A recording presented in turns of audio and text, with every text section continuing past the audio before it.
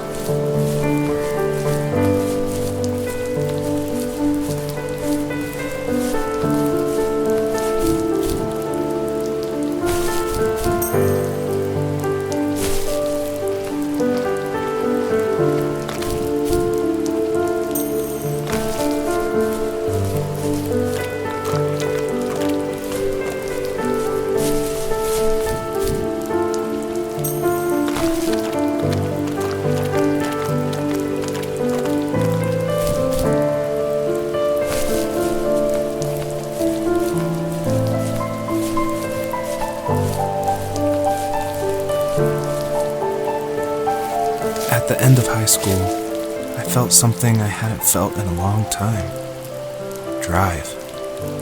I looked into the best architecture schools on the West Coast, then got a dose of reality when looking at other students' portfolios and the high cost of tuition. I still wanted to be something, to be the next Alvaro Siza, and to make those thousands of sketches worth something in my grand history. But now even an internship sounds impossible. Siza helped me understand how essential emotion is in architecture, and he also said light is the real composer of space. I like to think these glints of light, like not finding a job or even a strange dream about a fox, are something I should be thankful for, even if the illuminated space is something I'm less than comfortable with.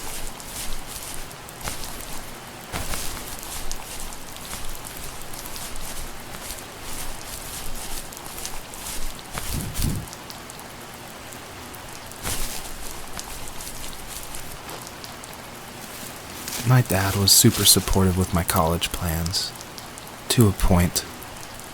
Things were okay until this terrible accident happened. I guess a forklift flipped over due to a bad axle, and it crushed one of the workers there. My dad didn't eat for days, even though he wasn't directly involved. It devastated him. Not only did it hurt the business, but it just freaked him out. He would talk in his sleep, muttering things about firing people and saying sorry. One fateful day he approached me, said that since my school search wasn't going well, I should finally be a man and take over the family business. He said one day he was going to die, and that all of his work, sacrifice, and even that man's life would be wasted in vain.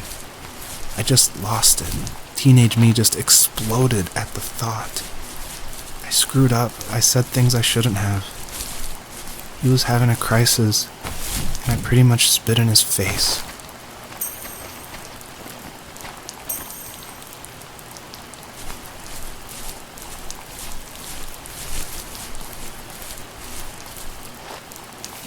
Was that the last time you talked to him? No, I called on holidays, and he would call on my birthday. I guess we acted like nothing ever happened, which was stupid. Didn't want to ask about his lumberyard, and I'm sure he didn't want to ask about my job search. I never went back and visited. I think the last conversation we had was about what movies we had seen and what exactly a best boy is in the credits. I thought he would be here so much longer.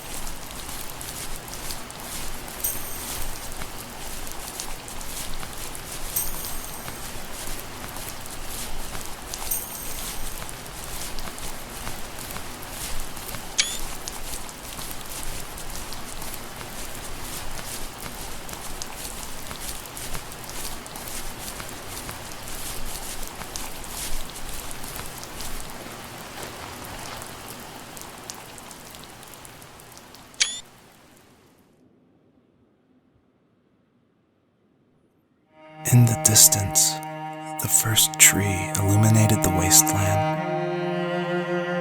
She couldn't go home anymore. She did the only thing she was capable of: moving forward. My dad died alone in the middle of the wilderness. I should have been talking to him more. I should have done a lot of things differently. If the first tree on earth brought life with it, if it taught the birds to sing and fly and showed saplings how to grow, what could it do for us?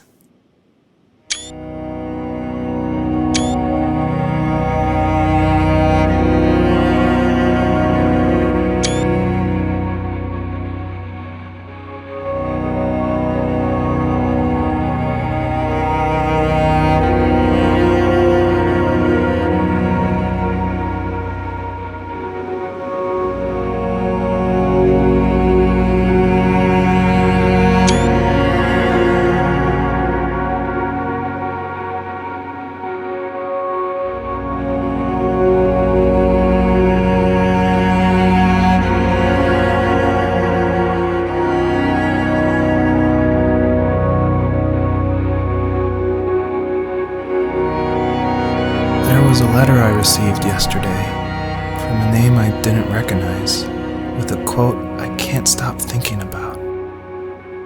Death is not the opposite of life, but a part of it. More and more, I'm realizing one important truth. Each of us have our own journey to the first tree. But sometimes I'm not sure I'm ready to take that first step. You already have my love.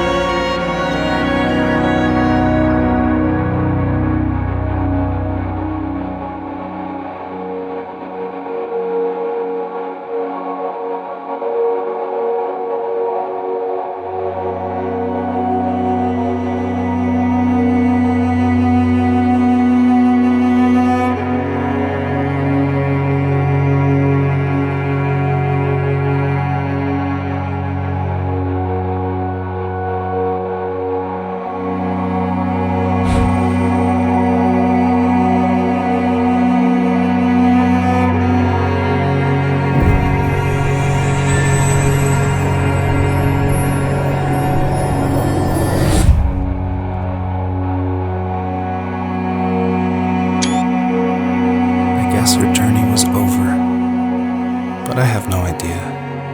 It was only a dream, a distraction from tomorrow. I don't think dreams normally bring back to memory so many important feelings. Maybe it was just a dream, but it was also a gift. Yeah, I suppose. But tomorrow we're getting on a plane to the last place on Earth I want to be. The only person that would have made the trip worth it is gone. You're going to see him and be with him one last time before you say goodbye. I have one last quote for you by Emerson, sealed in an imaginary letter from me to you. It is the secret of the world that all things subsist and do not die, but only retire a little from sight and afterward return again. Go to sleep, my love. We have a big day tomorrow, but I'll be there with you every step of the way. Thank you. Thanks for listening. Good night, Rachel. Good night, Joseph.